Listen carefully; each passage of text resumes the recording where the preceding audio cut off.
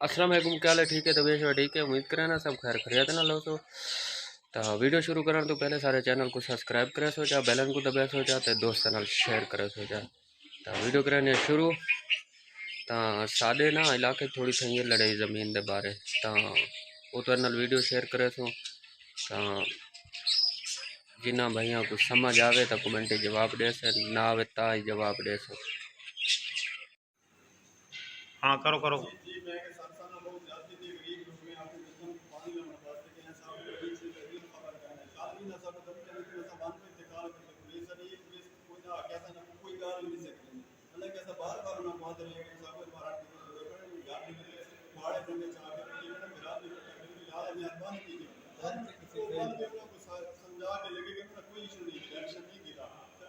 रकबे दे हवाले नहीं, रकबा दसो ना तुम्हारे आई उन्होंने है क्या? नहीं वंडा उन्होंने जो है